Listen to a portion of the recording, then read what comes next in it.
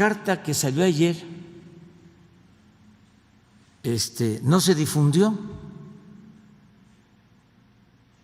la de respuesta. Entonces, para equilibrar, hoy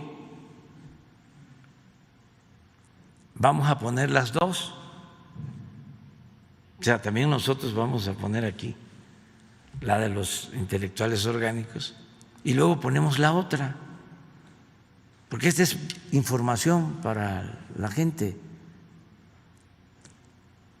Porque si no, la gente puede ser que se entere de la carta de los intelectuales orgánicos.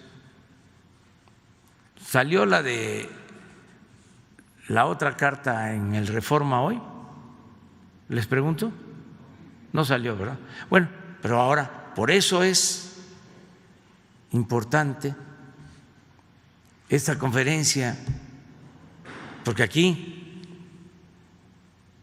hay equilibrio.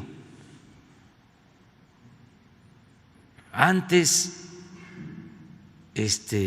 solamente era la opinión oficialista, ahora no, ya es distinto. A ver, ponemos las dos cartas, ¿no? Y nos ayudas, Jesús, a leerla. ¿O creen que perdemos el tiempo con esto? No, ¿verdad? Es bueno, porque es civismo, es pedagogía política. La política es un noble oficio. Decía don Jesús Reyes Heroles, la política es tan limpia que ni los más sucios políticos han podido mancharla. Entonces, vamos a darnos un tiempecito. O Ya está. ya está. Tú las lees, ¿no? Las dos.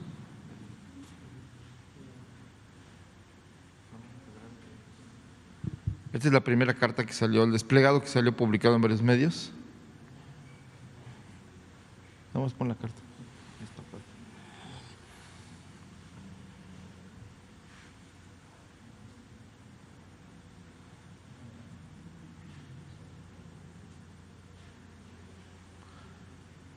Se titula En defensa de la libertad de expresión. Está firmada por 650 personalidades, intelectuales, académicos, gente del Grupo Nexos y de Letras Libres, y dice así: la libertad de expresión está bajo asedio en México. Con ello está amenazada la democracia.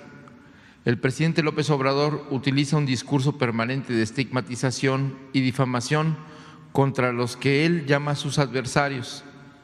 Al hacerlo, agravia a la sociedad, degrada el lenguaje público y rebaja la tribuna presidencial de la que debería emanar un discurso tolerante.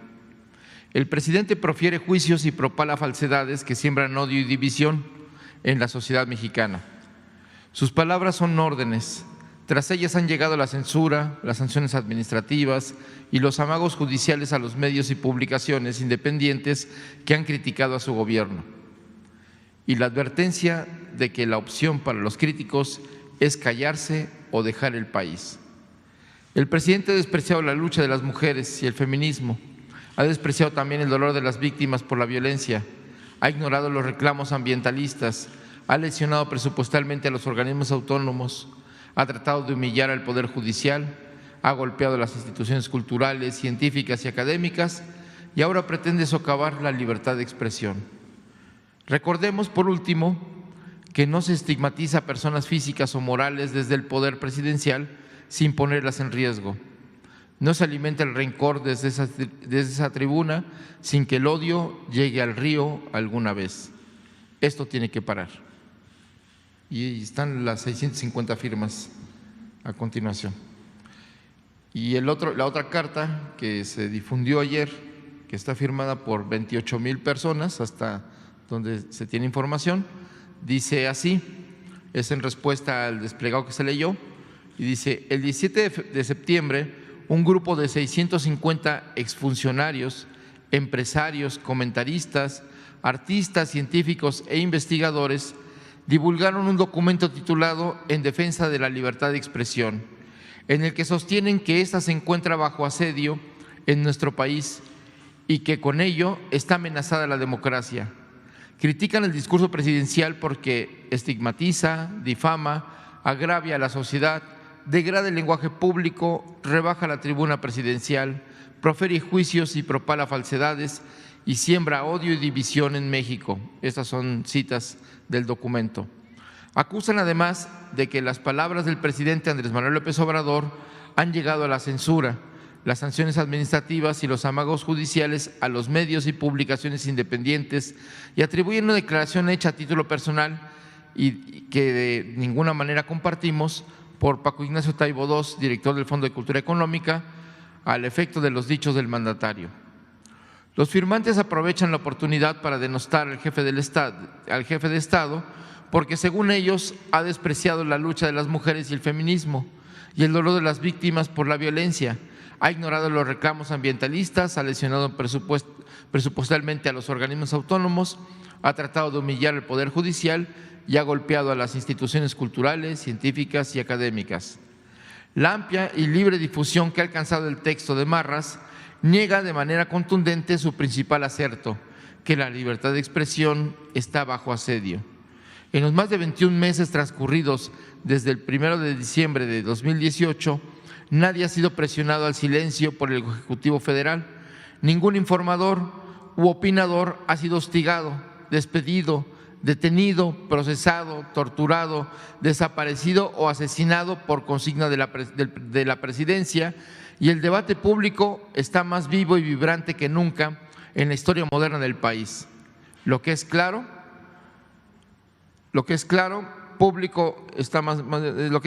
es que los firmantes querrían suprimir este debate, amordazar al presidente y reinstaurar el monólogo y la verdad única que imperó hasta hace 2 años bajo el corrupto régimen neoliberal y el aparato mediático oligárquico, en el que muchos de los firmantes aparecían como amos y señores del pensamiento, el análisis y la crítica, que imponía un monólogo legitimador de saqueos, violencia de Estado, corrupción, frivolidad y desaseo electoral.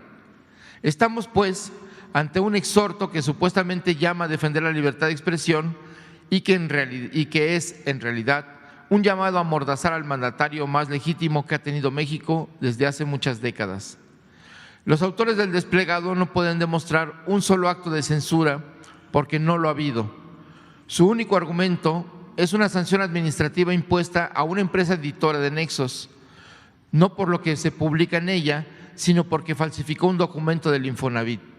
No hay tampoco amagos judiciales a medios y publicaciones independientes, sino la revisión general de los vínculos corruptos e inmorales entre el poder público y las empresas privadas, que fueron distintivo del régimen anterior, independientemente de que las segundas fueran productores de bienes de consumo, servicios o publicaciones. Otro tanto puede decirse de organizaciones ciudadanas, entre comillas, que eran en realidad tapaderas para el saqueo del erario, el lavado de dinero y la privatización indebida de bienes públicos y de facultades y responsabilidades gubernamentales.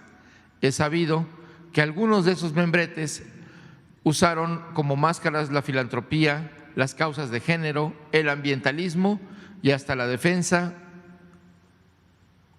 de los derechos humanos, pero no por ello deben gozar de impunidad y mucho menos conservar sus privilegios indebidos. En cuanto a la pretendida lesión presupuestal a organismos autónomos, el escrito hace referencia a las políticas de austeridad establecidas por el Gobierno federal, a las que se resisten los directorios de algunos de esos organismos, cuyos miembros se han beneficiado de la opacidad, el despilfarro, las percepciones principescas y las prestaciones obscenas e injustificables en el contexto de carencias en el que vive más de la mitad de la población. Quienes por décadas endilgaron adjetivos infamantes, despreciaron las luchas del pueblo, hicieron campañas de odio y descrédito en contra de los opositores, fueran candidatos presidenciales, campesinos en lucha, víctimas de la violencia o maestros en resistencia, Quienes ensalzaron hasta la ignominia a gobernantes corruptos y criminales, hoy temen que el odio llegue al río. Una vez más, exhiben su elitismo y su desconocimiento del pueblo de México y su civilidad profunda.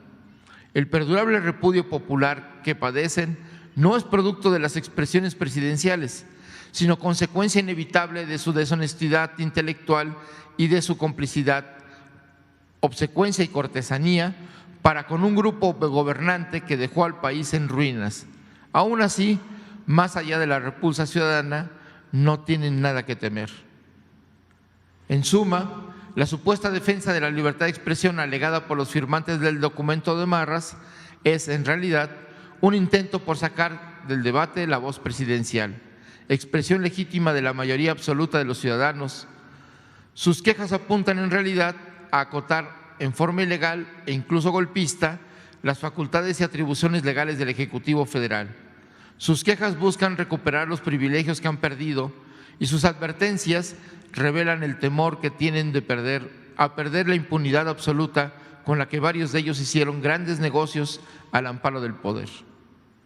Celebramos y defenderemos con convicción la irrestricta libertad de expresión que impera en el país y el Estado de Derecho que, después de décadas de criminalidad gubernamental, empieza a convertirse en realidad en México. Que los firmantes del texto comentado hablen con plena libertad y que no pretendan callar a nadie, Su abusivo monopolio de la palabra ya terminó y no volverá nunca. Está. Ya sí, ya está más equilibrado, ¿verdad?